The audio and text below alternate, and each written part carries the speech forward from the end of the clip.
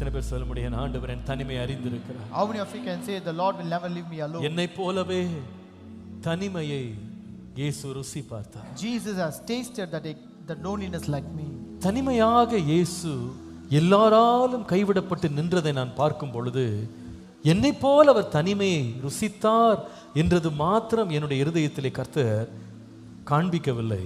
Jesus, when he stood alone experiencing that loneliness like me, this is not the only thing which Lord showed me. யோவான் எழுதின சுவிசேஷம் 18ஆம் அதிகாரம் 3 முதல் 8 வசனங்களை வாசிக்கும்போது, if you read John chapter 18 verses 3 to 8, யூதாஸ் போர்ச்சேவகரின் கூட்டத்தையும் பிரதான ஆசாரியர் பரிசேயர் என்பவர்களால் அனுப்பப்பட்ட ஊழியக்காரரையும் கூட்டிக் கொண்டு பந்தங்களோடும் தீவட்டிகளோடும் ஆயுதங்களோடும் அவ்விடத்திற்கு வந்தார். And Judas, having received a detachment of troops and officers from the chief priests and Pharisees, came there with lanterns, torches and weapons. 4ஆம் வசனத்தில் இயேசு தனக்கு என்ன சம்பவிக்க போகிறது என்று அறிந்தவராக இந்த கூட்டத்திற்கு எதிர்கொண்டு போய் யாரை தேடுகிறீர்கள் என்று கேட்டார். Jesus, knowing all things that would come upon him, he went forward and said to them, who are you seeking? உடனே அவர்கள் பதில் சொல்லுகிறார்கள், நசரேயனாகிய இயேசுவை நாங்கள் தேடுகிறோம். They answered him saying, we are seeking Jesus of Nazareth. 6ஆம் வசனத்தில் இயேசு பதில் அளிக்கிறார், நான் தான், நீங்க தேடுறவர் நான் தான் என்று சொன்னார். In verse 6 Jesus answered, I am he.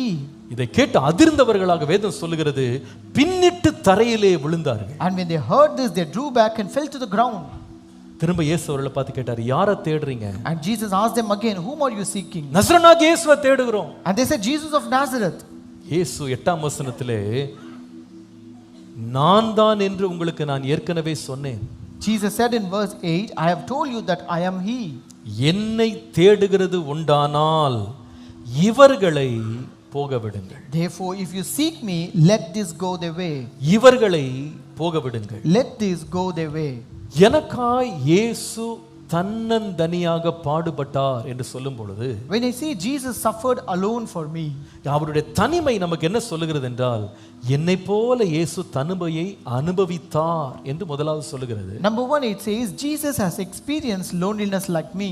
இரண்டாவது தனிமையை பார்க்கும் பொழுது சொல்லுகிறது, இயேசு தன் தனிமையாக பாடுபட்டதை நமக்கு முன்பாக அவர் வெளிப்படுத்தும் போது அவர் நம்மேல் வைத்திருந்த அன்பை அவர் காண்பிக்கிறார். When Jesus suffered alone for me, Jesus expressed his love for me. தம்முடைய அன்பை தம்முடைய தனிமையின் மூலமாக வெளிப்படுத்தினார். Jesus expressed his love for me through his loneliness. எப்படி இதை நாம் புரிந்து கொள்ளலாம்? How can we understand this? ஒரு பெரிய கூட்டம் இரவிலே ஆயுதங்களோடு தீவட்டிகளோடு வந்து இயேசுவை கைது செய்ய வருகிறார்கள். So there's a big group of people who come with all lanterns, torches and weapons to arrest Jesus. பொதுவாகவே அன்றைக்கும் சரி இன்றைக்கும் சரி ஒருவரை குற்றவாளி என்று கைது செய்ய வந்தார்கள் என்றால் அவர்களை மாத்திரமல்ல அவருடைய கூட்டாளிகளையும் ஒண்ணா சேர்த்து கைது பண்ணி கொண்டு போய்டுவாங்க. Generally in those days and today as well, when someone is being arrested, they will arrest also his subordinates and companies along with him. ஏனென்றால் இந்த குற்றவாளி ஒருவேளை அவன் உண்மையை ஒத்துக்கொள்ளாவிட்டால் கூட்டாளிகளை உடனாளிகளை எல்லாம் அடிச்சு உதைச்சு உண்மையை வெளியே வர வச்சிருவாங்க. It's because the victim, if doesn't accept the truth, they will just beat his subordinates and bring the truth out. இப்போ இயேசுவிடத்துல வந்து நசரேயனாகிய இயேசுவை தேடுகிறோம் என்றாங்க. Now they came to Jesus and said, we are seeking for Jesus of Nazareth. யூதாஸ் காரியோத்து ஏற்கனவே இயேசுவின் பாளையத்திலிருந்து அவன் பிரிந்து எதிராளிகளோடு சேர்ந்துட்டான். Judas Iscariot has already gone away from the tent of Jesus and he has joined the enemies. இப்பொழுது 11 பேர் இயேசுவோடு நிக்கறாங்க. Now there were 11 people along with Jesus. இயேசுவுக்கு நன்றா தெரியும். Jesus knew very well. இவங்க என்ன மாத்திரம் பிடிக்க மாட்டாங்க. They will not only catch me. என்னை பின்தொடர்ந்து வந்த இந்த 11 பேரும் அவர்கள் தீங்கு செய்வாங்கன்னு அவருக்கு தெரியும். He know very well they will also do some evil or harm to other 11 disciples who have followed him. உடனே இயேசு என்ன சொன்னார் தெரியுமா? You know what did Jesus say? என்னை தான தேடுறீங்க. You are seeking me, right? நான் தான் அந்த இயேசு. It is me who is the Jesus. என்னை பிடித்துக் கொள்ளுங்க. You just arrest me. ஆனால் என் பின்னால நிக்கிற இந்த 11 பேரையும் போக விடுங்க. But let these 11 disciples go away. இந்த 11 பேரும் அகன்று போகட்டும். Let this 11 go away from here. அவர்களை தொந்தரவு செய்யாதீங்க. Do not harm them. அவர்களுக்கு எந்த இடுக்கணும் செய்யாதீங்க. Do not do any trouble to them. அவர்களுக்கு தீங்கு செய்யாம அவர்களை விட்டு விடுங்க. Do not do any harm or evil to them, but leave them. நம்ம ஒரே ஒரு கோரஸ் பாடலாம். ஏன்னா எதிரில் ஏராளமான கூட்டம் உட்காந்துருக்காங்க. அவங்களுக்கு ஜென்ரேட்டர் ஆன் பண்ணுற வரைக்கும் ஒரு 2 minutes நம்ம ஒரே ஒரு சரணம் பாடலாம். எல்லாவற்றிலும் எல்லாமுமாக இருந்தவரே இருப்பவரே எல்லாவற்றையும் எல்லாவற்றாலும்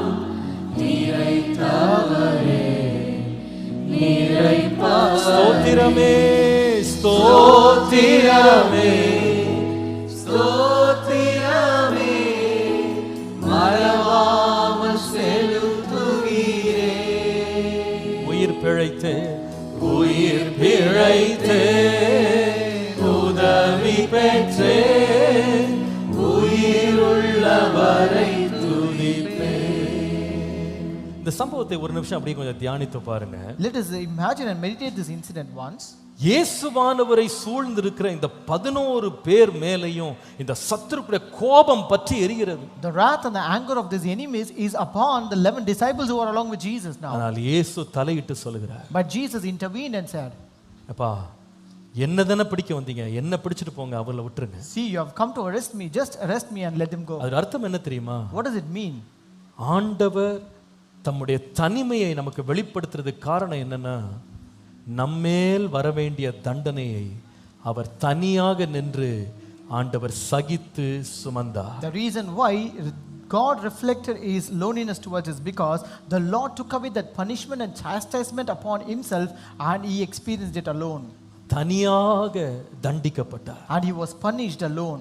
அன்று இரவு ஒரு சீஷனுக்கும் ஒரு அடி விழவில்லை. And that night none of the disciples encountered any kind of beatings. ஒரு சீஷனாகிலும் கொல்லப்படவில்லை. And none of the disciples were killed. ஒரு சீஷனும் சிலுவையில் அறையப்படவில்லை. None of the disciples were crucified that night. ஏன் தெரியுமா? You know why? அந்த வேதனையை தனியாக சுமக்க இயேசு தன்னை அர்ப்பணித்தார். Because Jesus committed himself to carry that pain alone. அவருடைய அன்பு எவ்வளவு பெரியது. How great is his love. எல்லாரும் சேர்ந்து ஏசாயா 53 அதிகாரம் 4 முதல் 6 வசனங்களை சேர்ந்து வாசிக்க போகிறோம். Let us all read together from Isaiah chapter 53 verses 4 to 6. ஏசாயா 53 4 முதல் 6 வசனங்கள். Isaiah chapter 53 verses 4 to 6.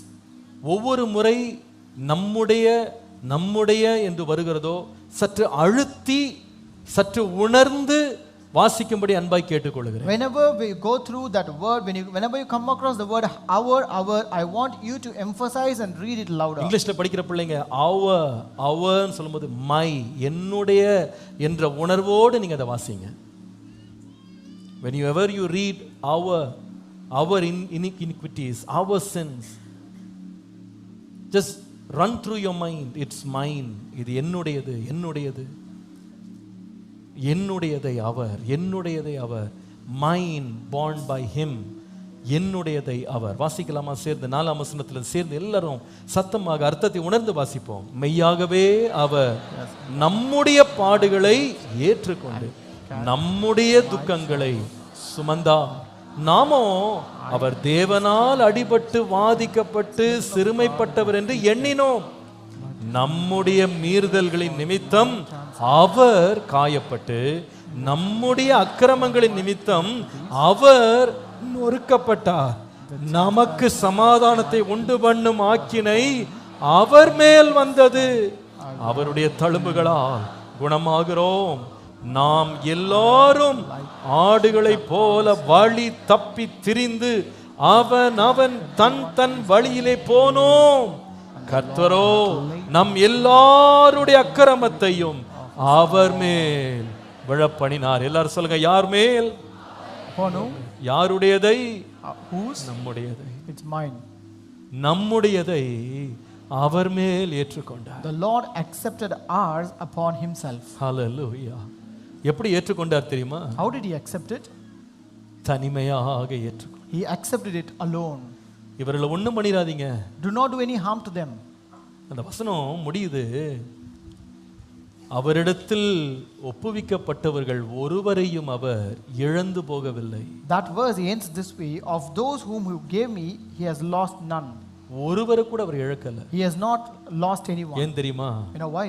அவர் ஊழியம் கொள்ளும்படி வராமல் ஊழியம் செய்யும்படி வந்தார். It's because he did not come to be served but to serve others. மற்றவர்களை கொன்று தான் வாழும்படி வராமல் தன்னுடைய ஜீவனை தன் ஆடுகளுக்காக கொடுக்க வந்தார். He did not come to live by killing others, but rather he came to give his life as a sacrifice. மற்றவர்களுடைய அன்பை பெறுவதற்கல்ல, தானே தன்னுடைய அன்பை கொடுக்க வந்தார். He did not come to receive love from others, but he came to give his love to others. எல்லாரும் அவரை தனியா விட்டாங்க. Everyone left him alone. எல்லாரும் அவரை விட்டு பிரிஞ்சு போயிட்டாங்க. Everyone went away from him. எல்லாரும் அவற்றை நன்மை பெற்றுட்டு அவற்றை குற்றம் கண்டுபிடிச்சிட்டு இருந்தாங்க. Everyone received good from him and were finding fault with him. எல்லாரும் அவருக்கு அநீதி செய்தாங்க. Everyone did injustice to him. ஆனால் இயேசுவோ But Jesus, தனியாக நின்று அடிக்கப்படுகிற கொண்டு போகிற ஒரு மாட்டை போல தனியாக மயிர் கத்திரிக்கிற முன்பாக இருந்த ஆட்டை போல அமைதியாக தனியாக நமக்காக நம்மேல் வைத்த அன்பினால் எல்லாவற்றையும் சகித்தார். but Jesus stood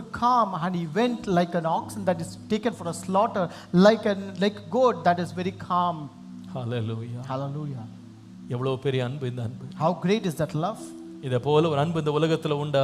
Is there any love like this in this world? இதை போல ஒருவேளை அன்பு கூற விரும்புறவங்க ஒரு நல்லவனுக்காக நீதிமானுக்காக மரிக்க கூட துணிவாங்க. If someone wants to love, they will dare to love and give their life for a righteous or a good person. ஆனால் வேதம் சொல்லுகிறது நாம் பாவிகளாய் இருக்கும்போது கிறிஸ்து நம்மேல் வைத்த அன்பு எவ்வளவு பெரியது. But the Bible says great is the love the Lord has kept upon us while we were yet sinners. இயேசுவே உந்தன் மாசில்லா இரத்தம் எந்தனுக்காக சிந்தி நீரே கோரப்பாடிவனா என்னை மாற்றின அன்பை துதிப்பே. ஹல்லேலூயா. Hallelujah. இந்த அன்பு எவ்வளவு பெரிய அன்புங்க இது. How great is that love? தனியாக அவர் பாடுபடுவதை பார்க்கும்போது நான் நிற்க வேண்டிய இடத்துல இயேசு எனக்காக நின்று கொண்டிருக்கிறார். When you see him suffering alone, it shows that Jesus was standing in the place where I am supposed to be. நான் அடிக்கப்பட வேண்டிய இடத்துல இயேசு எனக்காக அடிபட்டு கொண்டிருக்கிறார். Jesus was beaten for my sake in the place where I should be beaten. நான் சுமக்க வேண்டிய சிலுவையை இயேசு எனக்காக சுமந்தார். Jesus carried the cross which I should carry. நான் அனுபவிக்க வேண்டிய மரணத்தை எனக்காக அவர் ருசி பார்த்தார். Jesus experienced the death which I am supposed to experience. என் மேல் வர வேண்டிய தண்டனை இயேசுவின் மேல் வந்தது. The punishment that should come upon me came upon Jesus. அந்த தண்டனையின் நேரத்துல இயேசு மக்களை பார்த்து சொல்லுகிறார், பின்னால நின்று கொண்டிருக்கிறவர்களை ஒன்று செஞ்சிராதீங்க, அவர்களுக்காக நான் பலியிட வருகிறேன். At the time of punishment, Jesus said to the people, do not do any harm to those people, I will become a sacrifice for our them. தனியாக சுமந்ததை பார்க்கும் பொழுது நமக்கு வருகிற செய்தி என்ன தெரியுமா? அந்த தனிமை அவர் நம்மேல் வைத்த மிகுதியான அன்பு. When you see him suffering alone for me, it shows his expression of love for us. கடைசியாக At last, தனியாக இயேசு பாடுபடுகிறதை பார்க்கும் பொழுது when you see Jesus suffering alone for us, வெளிப்படுகிற மூன்றாவது சத்தியம் என்ன? what is the third truth that is revealed? 1 தீமோத்தேயு 2ஆம் அதிகாரம் 5ஆம் வசனம் 6ஆம் வசனம். 1 Timothy chapter 2 verses 5 and 6. மிக முக்கியமான ஒரு வசனம். This is a very important verse. தேவன் ஒருவரே தேவனுக்கும் மனுஷருக்கும் மத்தியஸ்தரும் ஒருவரே. For there is one God and one mediator between God and men. எல்லாரையும் மீட்கும் பொருளாக தம்மை ஒப்பு கொடுத்த மனுஷனாகிய கிறிஸ்து இயேசு அவரே. The man Christ Jesus who gave himself a ransom for all to be testified. எல்லாரும் சொல்லுங்க அவரே. He is the one. சத்தமா சொல்லுங்க அவரே. He is the one. அவர் ஒருவரே. And he is the only one. எல்லாரும் திரும்ப சொல்லுங்க. Repeat. அவரே. He is the one. அவர் ஒருவரே. He is the only one. Hallelujah. Hallelujah. இதுல சத்தியம் என்ன தெரியுமா? What is the truth here? இயேசு தனியாக பாடுபடும்படி போனார். Jesus went alone to suffer. அதோட செய்தி என்ன? What is the message? முதலாவது என்னை போல அவர் தனிமையை அனுபவித்தார். Number one, Jesus has experienced loneliness like me. இரண்டாவது அவர் தனிமையாக சென்றதினாலே அவருடைய அன்பை எனக்கு வெளிப்படுத்தினார். By suffering alone for me, Jesus expressed his love for me.